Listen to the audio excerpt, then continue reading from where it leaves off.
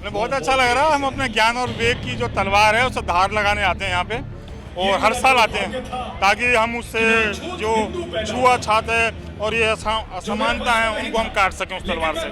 कि जितनी संख्या पुरुषों की है उससे कहीं ज़्यादा महिलाओं की है।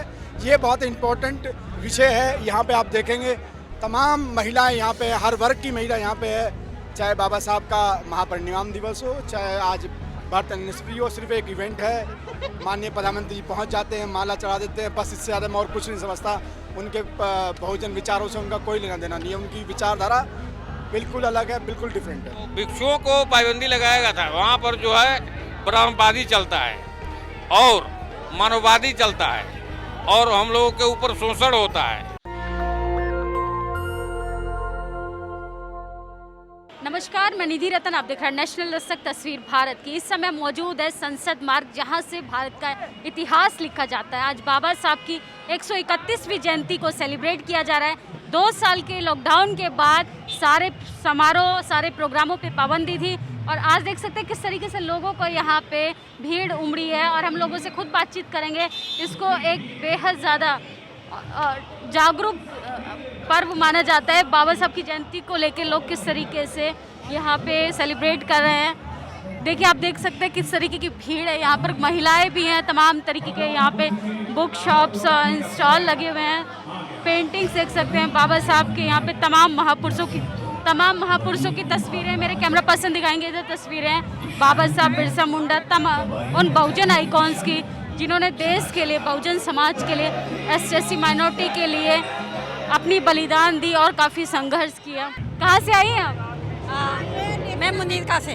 मुनीरका से। कैसा लग रहा है? 2 साल बाद आई हैं, लॉकडाउन था। हाँ जी, 2 साल के बाद आए हैं, बहुत अच्छा लग रहा है। काफ़ी टाइम के बाद आपका पूरा परिवार साथ आया है? हाँ, मेरी बेटी भी आई, वो पोती भी आई है और है, बच्चे भी हैं, हस्बैंड भी हैं, सभी है। देखिए, लोगों के चेहरे पे खुशी देखने के लिए मिली है। 2 साल के लॉकडाउन के बाद आखिर लोग एकजुट हो रहे हैं। तमाम संगठन के साथ। ये देखिए कि हमारे साथ कुछ हैं, ये नीली चुनरी ओढ़ कर आई हैं। आपको कैसा लग रहा है 2 साल बाद? जय भीम सबको। और आज हमारे बाबा साहेब भीमराव अम्बेडकर का बर्थडे है, इसके लिए हम लोग बहुत खुश। हमारे सारे बच्चे आए हैं और हमारे पड़ोसी भी आए हैं। मैं खुद लेके आई हूँ कि आज के दिन नहीं गए तो कभी नहीं जा पाएंगे, क्योंकि ये हमारे लिए बहुत बड़ा त्योहार है। महिलाएं जागरूक हो रही हैं। महिलाओं को कहना है कि अगर हम आज नहीं गए तो अपने इतिहास को हम जिंदा नहीं कर सकते। हम और चीज़ें दिखाएंगे आपको किस तरीके से यहाँ पे जय भीम मूवी को लेके एनिमेशन मूवी को दिखाया जा रहा है यहाँ पर, जो रिलीज आज हुई है और बाबा साहब की मूवी है ये, उनकी लाइफ को लेके। अध्यक्ष जी, आप देख सकते हैं कि मूवी को काफ़ी लोग देख रहे हैं, काफ़ी जागरूकता बढ़ रही है। हमें बहुत अच्छा लग रहा है। हम अपने ज्ञान और विवेक की जो तलवार है उससे धार लगाने आते हैं यहाँ पे, और हर साल आते हैं ताकि हम उससे जो छुआछूत है और ये असमानता है उनको हम काट सकें उस तलवार से। देखिए, पीछे बैकग्राउंड में मूवी चल रही है और उसमें एक बाबा साहब का कोट किया जा रहा है कि मैं हिंदू धर्म में पैदा हुआ, बट मैं हिंदू धर्म में मरूंगा नहीं। तमाम लोग हैं यहाँ पे, भीड़ है। हम आपको अंदर तक दिखाएंगे। काफ़ी लोगों का क्राउड यहाँ पर है। बच्ची, महिलाएं, लड़कियाँ, सब कोई यहाँ पर आया है। और किस तरीके से यहाँ पर आप देख सकते हैं कि 2 साल के बाद लोगों में उत्साह नज़र आ रहा है। युवा भी हमारे साथ हैं। आप लोग कहाँ से आए? जगतपुरी तनारकली। अच्छा, कैसा लग रहा है 2 साल के बाद, लॉकडाउन के बाद अब एकजुट होने का मौका? बढ़िया लगा, मैं आके आज अच्छा लगा। पढ़ाई करते हैं आप लोग? मैं पढ़ाई नहीं करता, जॉब करता हूँ। कैसा लग रहा है मैम आके? बहुत अच्छा, बहुत अच्छा, बहुत अच्छा लग रहा है। बहुत अच्छा। चलिए, देखिए लोगों के चेहरे पे खुशी झलक रही है। किस तरीके से लोग काफ़ी खुश हैं और उनका कहना है कि काफ़ी अच्छा लग रहा है। काफ़ी हमें मौका मिला है एकजुट होने का, लोगों से रूबरू होने का। आप देख सकते हैं यहाँ पे उत्तराखंड शिल्पकार चेतना मंच है। यहाँ पे आप देख सकते हैं ये हर स्टेट के लोग यहाँ पर आए हैं और अपनी अपनी प्रदर्शनकारी कर रहे हैं कि लोग किस तरीके से बाबा साहब के समारोह में अपने आप को जाहिर कर रहे हैं और उनके बर्थ एनिवर्सरी पे अपनी भागीदारी साबित कर रहे हैं। तो कैसा लग रहा है सर? आप संसद मार्ग आए हैं, 2 साल का लॉकडाउन था, 2 साल के बाद फिर से बहुजन एकजुट हुए हैं, एक मंच पे आए हैं, बाबा साहब की एनिवर्सरी को सेलिब्रेट करें। कैसा लग रहा है? सबसे पहले तो आपके चैनल के माध्यम से तमाम देशवासियों को बाबा साहब के 131वीं जयंती की हार्दिक मंगल कामनाएं। और सबसे खुशी की बात यहाँ पे ये है कि जितनी संख्या पुरुषों की है उससे कहीं ज़्यादा महिलाओं की है। ये बहुत इम्पोर्टेंट विषय है। यहाँ पे आप देखेंगे तमाम महिलाएं यहाँ पे, हर वर्ग की महिला यहाँ पे है। और अभी आगे भीमारी में आज़ाद समाज पार्टी का भी एक स्टॉल लगा हुआ है, वहाँ जाके देखो, मतलब इतने लोग उत्साह से लोग जुड़ रहे हैं, मिल रहे हैं, पूरा एंजॉय कर रहे हैं। 2 साल का जो कोविड टाइम था हमने वो भी बिताया है, लेकिन पूरा जोश, पूरे खरोश के साथ जो संविधान को, आपसी भाईचारे को, समानता को, बंधुता को मानने वाले लोग हैं, तमाम लोग यहाँ पे पहुँच चुके हैं और पहुँच रहे हैं। इस पर आप क्या कहेंगे कि भारतीय जनता पार्टी मूर्ति पे माला चढ़ा रही है लेकिन विचारों पर जो है वो ताला लगा रही है? उनके लिए सिर्फ एक इवेंट है, चाहे बाबा साहब का महापरिनिर्वाण दिवस हो, चाहे आज बर्थ एनिवर्सरी हो, सिर्फ एक इवेंट है। माननीय प्रधानमंत्री जी पहुंच जाते हैं, माला चढ़ा देते हैं, बस इससे ज़्यादा मैं और कुछ नहीं समझता।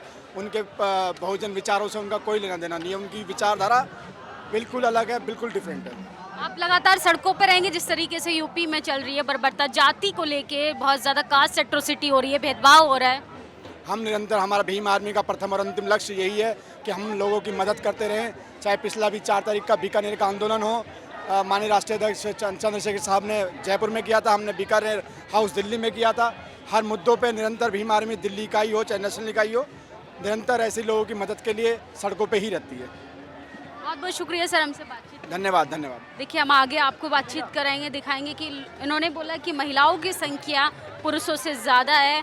और बाबा साहब का एक कोट है कि महिलाओं की प्रगति से ही मैं उस समाज की प्रगति को भापता हूँ कि अगर महिलाएं विकसित होंगी तो देश विकसित होगा, और देश विकसित होगा तो कामयाबी अपनी चरम सीमा पर होगी। खुद बौद्ध भिक्षु भी यहाँ पर मौजूद है, हम उनसे बातचीत करेंगे।